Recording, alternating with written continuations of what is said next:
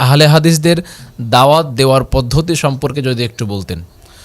জাযাকুমুল্লাহ খাইরান। আহলে হাদিসদের দাওয়াত দেওয়ার পদ্ধতি যেটা রাসূলুল্লাহ সাল্লাল্লাহু আলাইহি ওয়াসাল্লাম যেটা দিয়েছেন, দাওয়াত দেওয়ার পদ্ধতি প্রথমে তো আহলে হাদিসরা আকীদার দাওয়াত দিয়ে থাকে, হ্যাঁ, তাওহীদের দাওয়াত, হ্যাঁ, মানুষকে মানে যে আকীদা এবং তাওহীদ এটাই কিন্তু মৌলিক বিষয়। তাওহীদ মৌলিক বিষয় হলো, যার তাওহীদ ঠিক নাই, যার আকীদা ঠিক নাই, তার যতই সালাত আদায় করুক, সিয়াম পালন করুক, তার সালাত সিয়াম কোনো কাজে আসবে না। এই জন্য রাসূলুল্লাহ সাল্লাল্লাহু আলাইহি ওয়াসাল্লাম মুআয ইবনে জাবাল রাদিয়াল্লাহু তাআলাকে যখন দাওয়াত দেওয়ার উদ্দেশ্যে ইয়ামানে পাঠাচ্ছিলেন, তখন তিনি তাকে বললেন যে উদউহুম ইলা আন ইউওয়াহিদুল্লাহ, যে তুমি তাকে প্রথমে দাওয়াত দাও যে তারা মানে আল্লাহর একত্বের উপরে দাওয়াত দাও, তাওহীদের দাওয়াত দাও।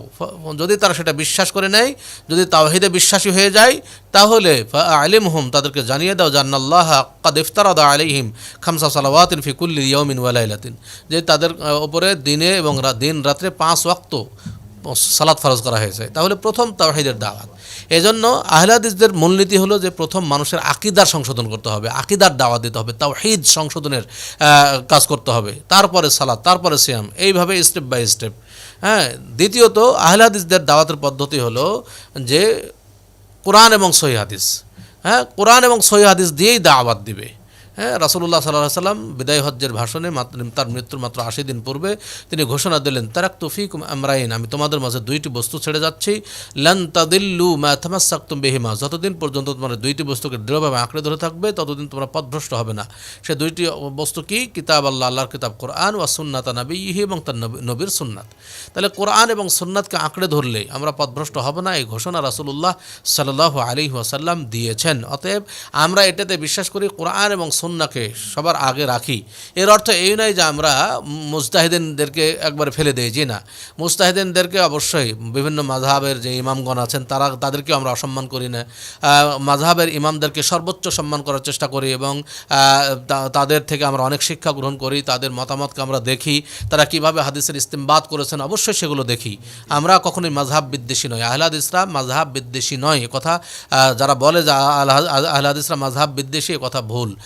কিন্তু আহলে হাদিসরা মাযহাবের কোন জায়গায় বিরোধিতা করে? বর্তমান প্রচলিত মাযহাবের বিরোধিতা কোন জায়গায়? আহলে হাদিসরা বিশ্বাস করে যে যখন কোরআন হাদিসের দলিল পাওয়া যাবে, দলিলের বিপরীতে ইজতিহাদ অকার্যকর। মানুষ যদি একটা ইজতিহাদ করে যায়, গবেষণা করে যায়, সেই গবেষণা যদি কোরআন হাদিসের বিপরীত হয়ে যায়, তাহলে আহলে হাদিসরা কোরআন এবং সহিহ হাদিসকে প্রাধান্য দিয়ে ওই ইমামের মতকে সম্মানের সাথে প্রত্যাখ্যান করে। আর মাযহাবীদের হলো যে তারা কি করে, মানে মাযহাবের মতটাকেই প্রাধান্য দেয়, হাদিসকে প্রাধান্য দেয় না। আহলে হাদিসরা মাযহাবকে যাচাই করে হাদিসের মানদণ্ডে, অর্থাৎ মাযহাবের ওই মাসালাকে মানে যে মাসালা হাদিসের সাথে মিলে। আর মাযহাবে প্রচলিত মাযহাবের যারা অনুসরণ করছেন তারা কি করেন? হাদিসকে যাচাই করেন মাযহাবের মানদণ্ডে, অর্থাৎ তারা ওই হাদিসকে মানেন যে হাদিস তাদের মাযহাবের মাসালার সাথে মিলে। এখানে তাদের সাথে আমাদের পার্থক্য। কিন্তু আমরা কখনোই মাযহাব বিদ্বেষী নই, আমরা কোরআন হাদিসকে প্রাধান্য দিই সবসময়, কিন্তু মুজতাহিদদেরকেও সম্মান করি।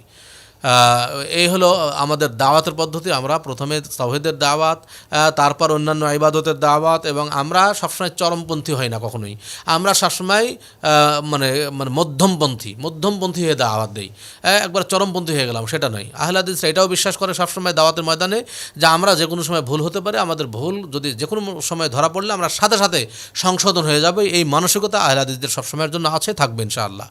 তো ইনশাআল্লাহ এটাই আমাদের দাওয়াত দেওয়ার পদ্ধতি। এবং আমরা কখনোই কাউকে কটাক্ষ করে কিছু বলার জন্য আমরা চেষ্টা করি না। আমরা সবসময় মানুষের কাছে হক পৌঁছিয়ে দেওয়ার চেষ্টা করি, মানানোর দায়িত্ব আমাদের নয়।